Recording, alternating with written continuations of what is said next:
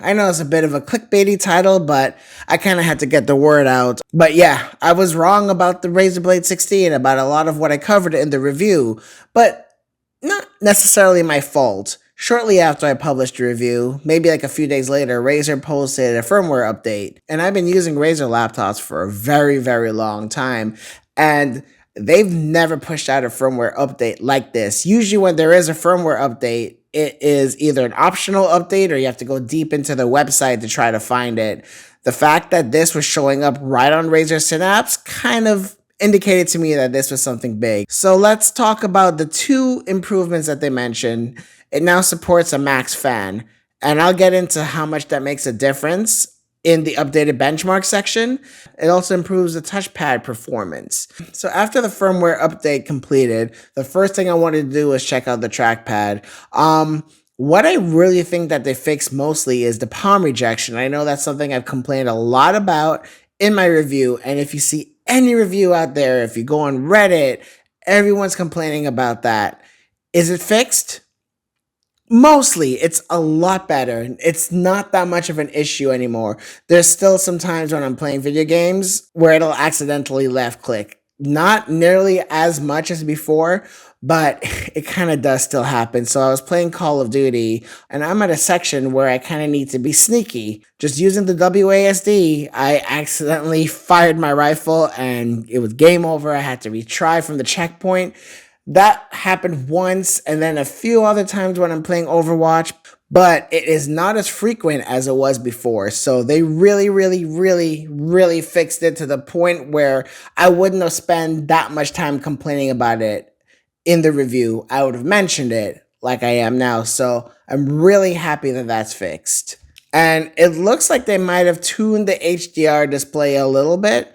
Now I'm actually able to perform the HDR calibration where I wasn't able to do that before. That could have also been me kind of messing with the settings in Windows before, but now I'm actually to get a pretty good HDR picture out of this display.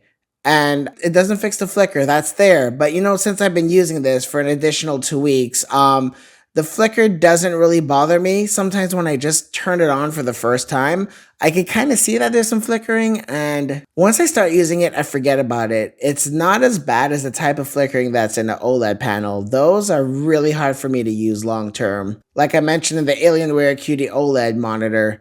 That being said, this is a smaller screen, and I'm not looking at this for more than 2-3 hours at a time. So, but overall, the flickering is there. It hasn't changed since the update, but that hasn't so far been bothering me.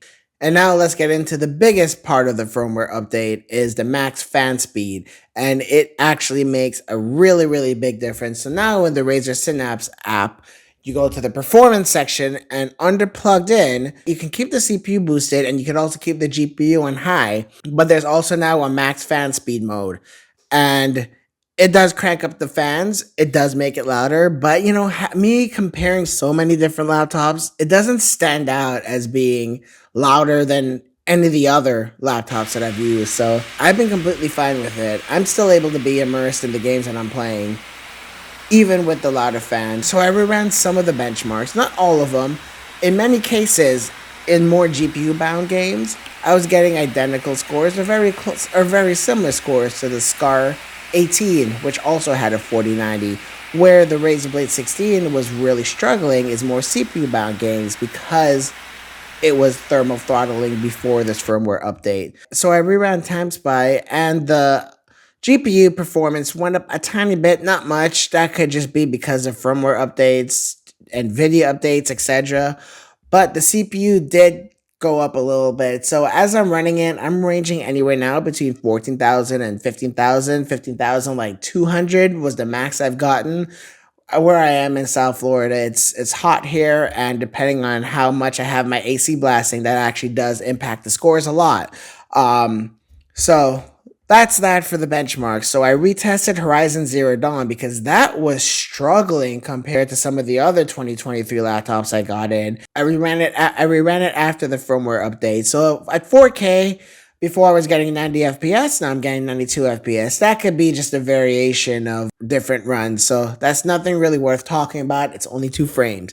But at 1440p, Before the update, I was only getting 132 FPS. Now I'm actually getting 141 FPS, which is close to the SCAR 18 4090, where I was getting 145. So right now, I'm going to pretty much say you're getting the full performance of the 4090 now after this update. And now going down to 1080p, which stresses the CPU even more, I got 147 FPS versus 137 previously before the update.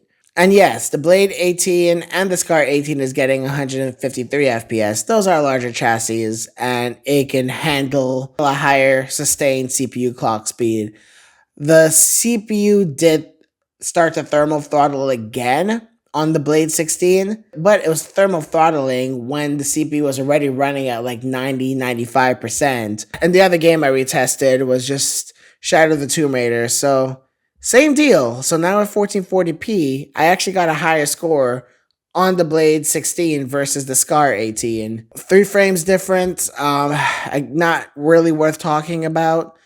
And then on 1080p, it's pretty much neck and neck with the SCAR 18. So on CPU bound games like competitive shooters and such, you're still not going to get the full performance out of this Blade 16, even after the firmware update, but you're getting like 90% of it in a much smaller and thinner package. So overall, I've had this Blade for almost 30 days now, and this is probably going to be the best laptop I review this year overall. I mean, yes, you're not getting the full performance. Yes, maybe the speakers could have a little bit deeper bass.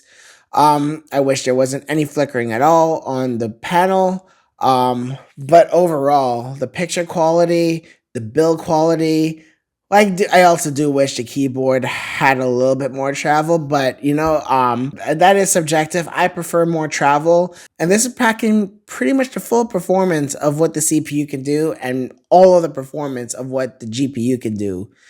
And the battery life has been pretty good. I can get away with like 5 to 6 hours of just regular usage. If I start editing photos or if I do anything a little bit more intense, it goes down to 3. I hate talking about battery because it really depends on what you're doing, and every day using my laptop is different, so it's never consistent. But overall, this Razer Blade 16 is approaching endgame. It's getting to the point where I don't know how much better they can make it. It probably wasn't a good idea for me to start off reviewing the Razer Blade 16 because every other gaming laptop I get in this year is going to have some pretty big shoes to fill. But all right, guys, I'm going to call it here. Thanks a lot. Links are below if you want to buy this laptop. Like and subscribe, all that good stuff. I'll see you guys in the next one.